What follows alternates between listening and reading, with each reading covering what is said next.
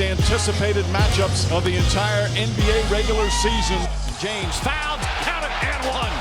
Leonard, Paul George goes to the lane and bats it home as Leonard goes inside and throws it down. This is a playoff environment. I love the intensity. Davis, a three-pointer. It's good. Drives, hop step in the paint to Davis for the slam. James drives, layup, count it, and the foul. LeBron James putting on the finishing touches. It's yours. You deserve it, my friend. Oh, hello there. Good morning, everybody. Hope you all had a fabulous weekend. If you like the NBA, you certainly enjoyed the weekend. That is, look at Greeny with his dramatic entrance, doing his walkout out of the tunnel, just like the players do. Stephen, they wanted me to run. Then they tell me that I need to slow down. We've got all kinds of issues. I didn't tell you to run. We need to settle something. Hold on. I didn't tell you to run. Are you a little bit out of breath? No. Okay. Of course not. The kind of extraordinary physical condition that I am in to make it all this way. You walked about 10 steps. That was a good catch. All right. I'm okay. Everybody have a good weekend? We did. I did. I did. Nice. How about that game yesterday? Let's get into it. We had an LA on LA battle Sunday at Staples, coming off a win over the Bucks on Friday. LeBron, AD, and the Lake Show kept that momentum going, beating the Clippers for the very first time this season. The Lakers are first in the West, 6 games up on the Clippers. JaVale McGee says the Lake Show's the best team in the world. And Max, Ric Flair has a message specifically for you. Can't wait for First Take tomorrow to watch Max humble himself as King James has slayed Giannis and Kawhi in the same weekend, looking as only he can to not just remain the king, but the greatest of all time. Woo! Go Lakers. That was high-pitched. I'm sorry for your ears, everyone. I tried my best. It's a little early for all that. Max, you still sure about those Clippers coming out of the West? Yeah, I'm not changing my pick because of one regular season game. I'll say that LeBron had a great weekend. He beat Giannis and Kawhi. And if he is to do that in the playoffs and win a championship, then he has regained his throne. But make no mistake about it, he lost the throne already. He lost the throne. Well, it's to injury. That's true. So he didn't get to remind us last playoffs what he always seems to do in the playoffs, which is show there's distance between him and everyone else in the league.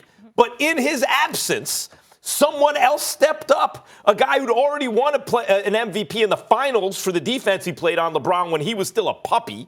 And then when he became a fully mature player, led the Raptors to a championship. Yes, of course the Warriors were hurt, and that's why. Were the Warriors not hurt? No one was going to beat them. They were too good. But Kawhi won finals MVP again. So that happened in LeBron's absence. That means the title is vacant.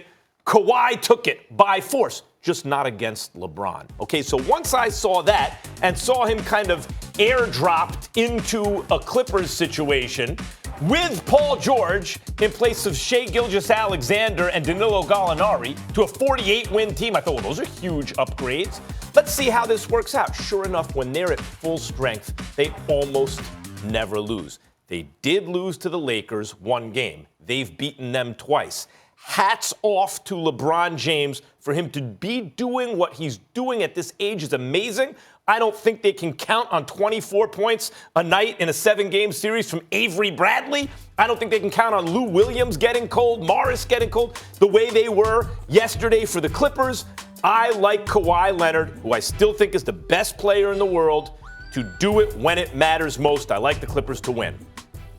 Your argument about the best player in the world, or specifically LeBron James losing his throne, has zero credibility coming out of your mouth, simply because LeBron James lost 2 NBA finals to Kevin Durant, Steph Curry, and the Golden State Warriors, and you were still religiously calling him the best player in the world, even though he lost to them. But somehow, some way, when he loses to someone directly, you don't want to confiscate the crown from him. But when he's injured and Kawhi slide in, or when he's out of the playoffs with the groin injury and all of that stuff that happened last year with the Lakers, suddenly he lost his crown. Kawhi Leonard didn't beat Kevin Durant. Kevin Durant wasn't. We all know what would have happened to the Toronto Raptors if Kevin Durant were healthy. Hell, if Kevin Durant was injured and Klay Thompson were healthy, I believe the Golden State Warriors would have beaten the Toronto Raptors. So let's get that out of the way. Now when we look at the Clippers, and we talk about them. Listen, talent-wise, in terms of how they're built, whatever, I don't knock Max or anybody else for calling the Clippers the favorite. I had to sit up there and modify my thinking, particularly when they acquired Marcus Morris and then they acquired Reggie Jackson. Now, the Lakers went out and did some things as well. I'm not sure Deion Waiters was the right guy because I don't view him as a point guard, but he is a guy that can score. He's got a lot of heart. He ain't scared. And he's a former teammate of LeBron James. And when they were teammates in Cleveland, Deion Waiters' first 2 years in the league, he averaged better than 14 points per game. So I think that he could do some things, even though I consider him to be a version of KCP, Kentavious Caldwell-Pope. But again, that's neither here nor there. When you talk about the Lakers and the Clippers, I think that what we saw yesterday is a reminder of what the Lakers can do if they bring their game. Now, they'll have to do that to beat somebody like the Clippers. But to see both squads healthy, to see how formidable the Lakers are defensively, particularly in the interior, guarding the basket, I can't ignore that because especially LeBron James' willingness to post and attack the basket. When he does that, he's a different animal. The only last thing that I'll say is this. Kawhi Leonard, we all know he's all world on both ends of the floor. He's big time. The man had not one single assist yesterday. Not one single assist. Now, this cyborg, call him whatever you want to call him. But guess what?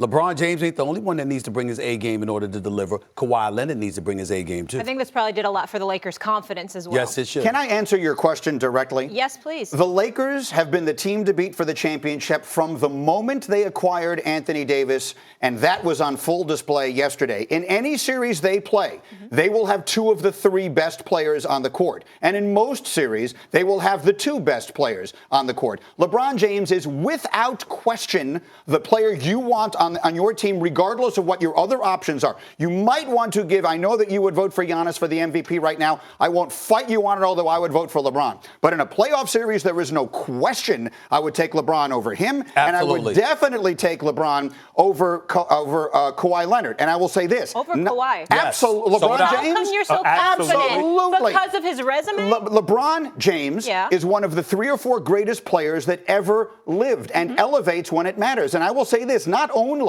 would Kawhi Leonard not have won the championship last year if Kevin Durant doesn't get hurt, he would not have gotten out of the East. Let me say that directly into that camera. He would not have gotten out of the East if LeBron was still in it. Toronto does not come out of the East. I don't care who they acquire if LeBron James Kawhi is Leonard still in has already Cleveland. won an MVP in the finals over LeBron, specifically for the defense he played before Kawhi even knew how to play basketball. So having Tim Duncan as a teammate doesn't really matter? Well, now let's talk about teammates. Your point is ridiculous about the Warriors and not giving it to KD when you said it was a direct, because it was uneven. The Cavs were great, and so were the Warriors. But there are levels to this, as Meek Mill said. The Warriors were arguably the greatest collection of talent ever assembled, meaning just because KD's team beats LeBron's team in a head-to-head matchup doesn't mean KD's better than LeBron. No. But you're misrepresenting my position. I'm not saying that you're wrong about that. I'm saying you refused. You refused to give anybody credit over LeBron when LeBron lost. Let me say why. But LeBron is injured last year. You want to say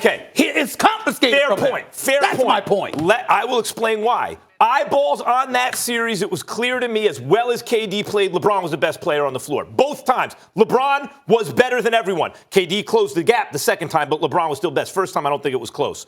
Now let's talk about what happened last year. LeBron, because he wisened up, realized I can't keep my foot on the gas the entire regular season and ball in the playoffs the way I want to as I age. So he took his time in the regular season. Other people could have regular season MVPs. He got hurt. He had to Steph, grind. KD, this, that. Hold on. Then in the playoffs, he could remind us what was there. At the age of 34, when he didn't get to show us in the playoffs and someone else had one of the great all-time playoff series in the history of basketball, that dude can't be penalized. View it that. First of all, we don't view it like that because, again, LeBron wasn't in the Eastern Conference. You had a situation where Kawhi Leonard is going up against a young pup in the Greek Freak. Joel Embiid and Ben Simmons weren't necessarily ready, and KD and Klay Thompson weren't available in the finals. So by virtue of that those realities alone, it wasn't the greatest thing that we've ever seen. It's not a That's the whole perfect point. Can I just say one thing to support what you're saying? Right now, if I gave you could choose any player in the league you want to start your team going into this postseason,